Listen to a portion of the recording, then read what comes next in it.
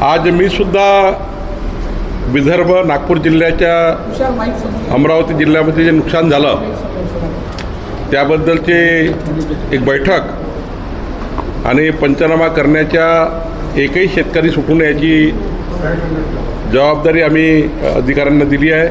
जिल्हाधिकारी आज पुण्याला कॉन्फरन्समध्ये आहे, पण आमचं सर्वेक्षण सुरू झालं आहे। महाराष्ट्रातसुद्धा एकही शेतकऱ्याचं सर्वेक्षण सुटणार नाही याची काळजी सरकार घेत आहे आणि ज्या ज्या शेतकऱ्याचं नुकसान झालं त्यांना जो आमचा नियमाप्रमाणे मोबदला मिळेल त्यांची नुकसान भरपाई आम्ही देऊ।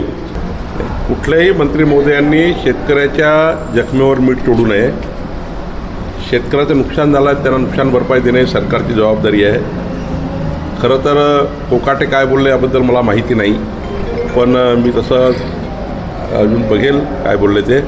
पण शेतकऱ्याबद्दल सरकार हे पाठीशी उभा आहे शेतकऱ्यांच्या, आणि शेतकऱ्याचे पंचनामे करून त्यांना मदत देणे ही सरकारची जबाबदारी आहे।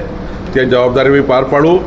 काही कोकाटेंनी बोलले असतील तर त्याबद्दल सरकार म्हणून शेतकऱ्याची आम्ही क्षमा मागू।